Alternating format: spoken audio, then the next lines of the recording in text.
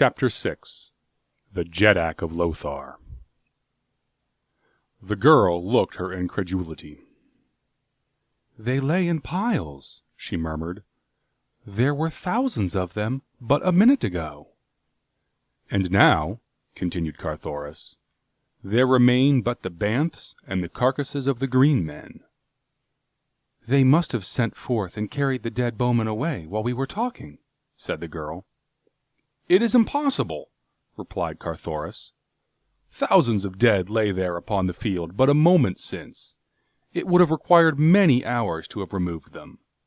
The thing is uncanny." "I had hoped," said Thuvia, "that we might find an asylum with these fair-skinned people. Notwithstanding their valor upon the field of battle, they did not strike me as a ferocious or warlike people. I had been about to suggest that we seek entrance to the city, but now I scarce know if I care to venture among people whose dead vanish into thin air." "Let us chance it," replied Carthoris. "We can be no worse off within their walls than without. Here we may fall prey to the banths, or the no less fierce Torcasians. There, at least, we shall find beings molded after our own images. All that causes me to hesitate," he added, "is the danger of taking you past so many banths. A single sword would scarce prevail, were even a couple of them to charge simultaneously." "Do not fear on that score," replied the girl, smiling. "The banths will not harm us." As she spoke, she descended from the platform, and with Carthoris at her side, stepped fearlessly out upon the bloody field in the direction of the walled city of mystery. They had advanced but a short distance when a banth, looking up from its gory feast, descried them. With an angry roar the beast walked quickly in their direction, and at the sound of its voice a score of others followed its example. Carthoris drew his longsword. The girl stole a quick glance at his face. She saw the smile upon his lips, and it was as wine to sick nerves. For even upon warlike Barsoom, where all men are brave, woman reacts quickly to quiet indifference to anger, to dare-deviltry that is without bombast. "You may return your sword," she said. "I told you that the banths would not harm us. Look!" And as she spoke, she stepped quickly toward the nearest animal. Carthoris would have leaped after her to protect her, but with a gesture she motioned him back. He heard her calling to the banths in a low, sing-song voice that was half purr. Instantly the great heads went up, and all the wicked eyes were riveted upon the figure of the girl. Then, stealthily, they commenced moving toward her. She had stopped now, and was standing waiting them. One, closer to her than the others, hesitated. She spoke to him imperiously, as a master might speak to a refractory hound. The great carnivore let its head droop, and with tail between its legs came slinking to the girl's feet. And after it came the others until she was entirely surrounded by the savage man-eaters. Turning, she led them to where Carthoris stood. They growled a little as they neared the man, but a few sharp words of command put them in their places. "How do you do it?" exclaimed Carthoris. "Your father once asked me that same question in the galleries of the golden cliffs within the Ots mountains, beneath the temples of the Therns. I could not answer him, nor can I answer you.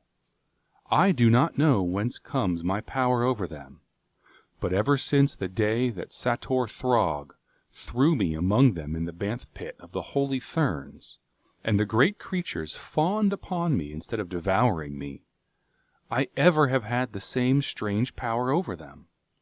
They come at my call and do my bidding, even as the faithful Woola does the bidding of your mighty sire." With a word the girl dispersed the fierce pack. Roaring, they returned to their interrupted feast, while Carthoris and Thuvia passed among them toward the walled city. As they advanced, the man looked with wonder upon the dead bodies of those of the green men that had not been devoured or mauled by the banths. He called the girl's attention to them. No arrows protruded from the great carcasses. Nowhere upon any of them was the sign of mortal wound, nor even slightest scratch or abrasion. Before the Bowman's dead had disappeared, the corpses of the Torcasians had bristled with the deadly arrows of their foes. Where had the slender messengers of death departed? What unseen hand had plucked them from the bodies of the slain? Despite himself, Carthoris could scarce repress a shudder of apprehension as he glanced toward the silent city before them. No longer was sign of life visible upon wall or rooftop. All was quiet, brooding, ominous quiet. Yet he was sure that eyes watched them from somewhere behind that blank wall. He glanced at Thuvia. She was advancing with wide eyes fixed upon the city gate. He looked in the direction of her gaze, but saw nothing. His gaze upon her seemed to arouse her as from a lethargy. She glanced up at him, a quick, brave smile touching her lips, and then, as though the act was involuntary, she came close to his side and placed one of her hands in his. He guessed that something within her that was beyond her conscious control was appealing to him for protection. He threw an arm about her, and thus they crossed the field. She did not draw away from him. It is doubtful that she realized that his arm was there, so engrossed was she in the mystery of the strange city before them. They stopped before the gate. It was a mighty thing. From its construction, Carthoris could but dimly speculate upon its unthinkable antiquity. It was circular, closing a circular aperture, and the Heliumite knew from his study of ancient Barsoomian architecture that it rolled to one side, like a huge wheel, into an aperture in the wall. Even such old-world cities as ancient Anthor were as yet undreamed of when the races lived that built such gates as these. As he stood speculating upon the identity of this forgotten city, a voice spoke to them from above. Both looked up. There, leaning over the edge of the high wall, was a man. His hair was auburn, his skin fair, fairer even than that of John Carter, the Virginian. His forehead was high, his eyes large and intelligent. The language that he used was intelligible to the two below, yet there was a marked difference between it and their Barsoomian tongue. "Who are you?" he asked, "and what do you here before the gate of Lothar?" "We are friends," replied Carthoris. "This is the princess, Thuvia of Ptarth, who was captured by the Torcasian horde.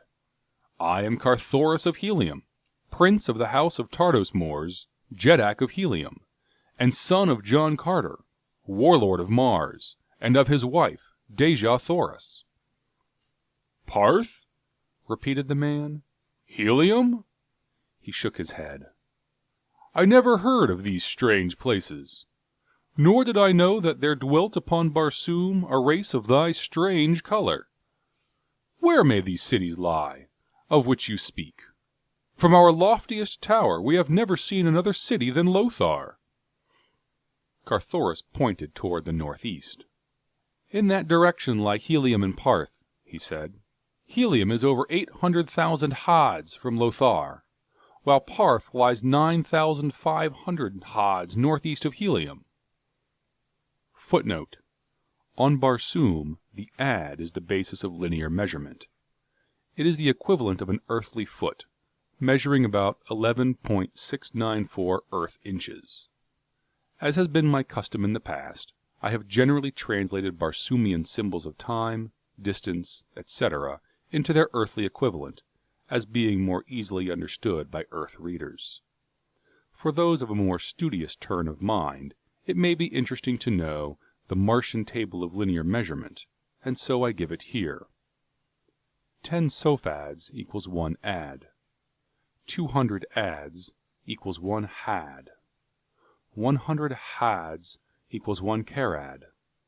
360 carads equals 1 circumference of Mars at equator.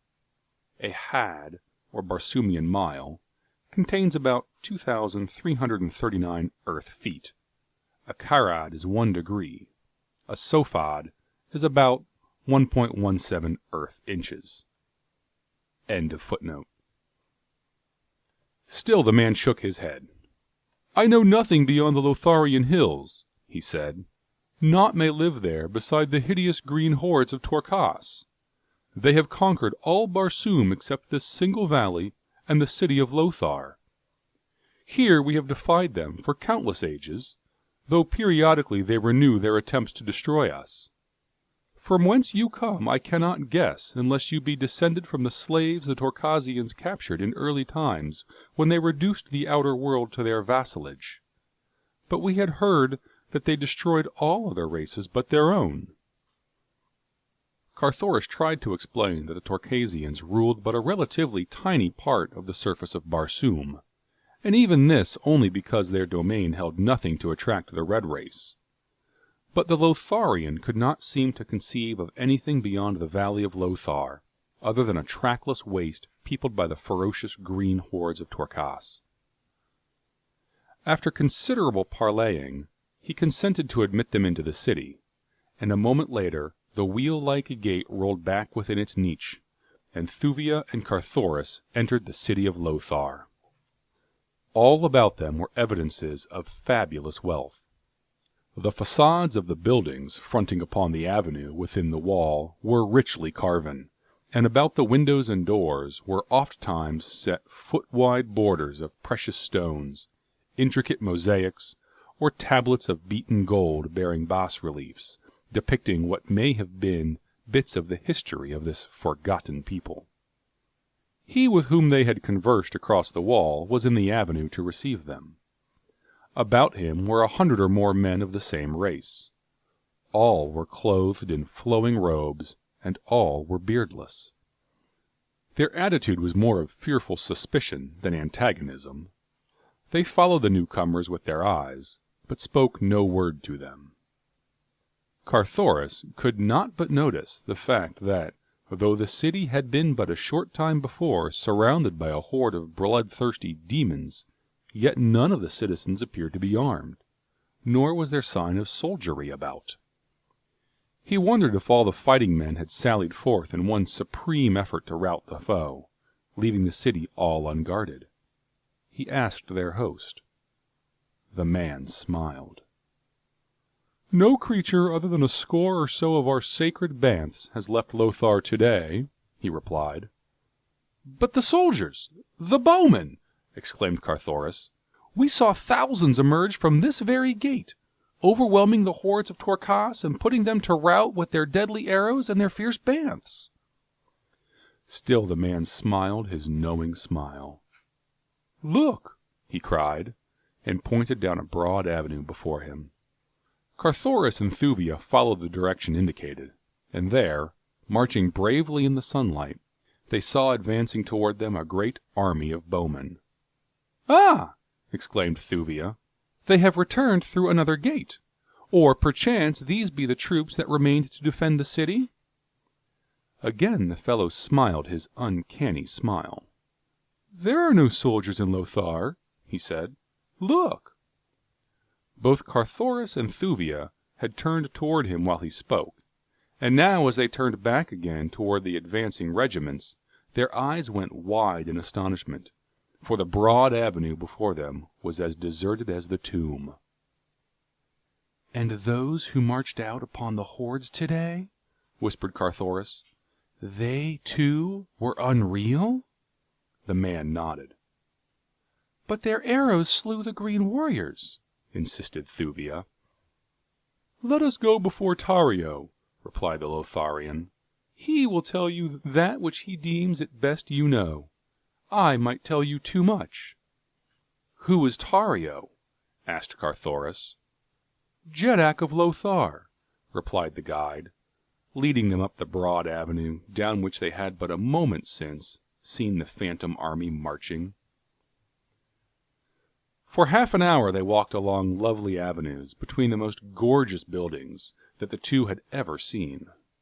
Few people were in evidence. Carthoris could not but note the deserted appearance of the mighty city. At last they came to the royal palace. Carthoris saw it from a distance, and guessing the nature of the magnificent pile, wondered that even here there should be so little sign of activity and life. Not even a single guard was visible before the great entrance. Nor into the gardens beyond, into which he could see, was there sign of the myriad of life that pulses within the precincts of the royal estates of the Red Jeddaks. "Here," said their guide, "is the palace of Tario." As he spoke, Carthoris again let his gaze rest upon the wondrous palace. With a startled exclamation he rubbed his eyes and looked again. No, he could not be mistaken. Before the massive gate stood a score of sentries. Within, the avenue leading to the main building was lined on either side by ranks of bowmen. The gardens were dotted with officers and soldiers moving quickly to and fro, as though bent upon the duties of the minute. What manner of people were these who could conjure an army out of thin air? He glanced at Thuvia. She, too, evidently, had witnessed the transformation. With a little shudder, she pressed more closely toward him. "What do you make of it?" she whispered. "It is most uncanny." "I cannot account for it," replied Carthoris, "unless we have gone mad." Carthoris turned quickly toward the Lotharian. The fellow was smiling broadly. "I thought that you just said there were no soldiers in Lothar," said the Heliumite, with a gesture toward the guardsmen. "What are these?" "Ask Tario," replied the other. "We shall soon be before him." Nor was it long before they entered a lofty chamber, at one end of which a man reclined upon a rich couch that stood upon a high dais. As the trio approached, the man turned dreamy eyes sleepily upon them. 20 feet from the dais, their conductor halted, and, whispering to Thuvia and Carthoris to follow his example, threw himself headlong to the floor. Then, rising to hands and knees, he commenced crawling toward the foot of the throne, swinging his head to and fro, and wiggling his body as you have seen a hound do when approaching its master. Thuvia glanced quickly toward Carthoris. He was standing erect, with high-held head and arms folded across his broad chest. A haughty smile curved his lips.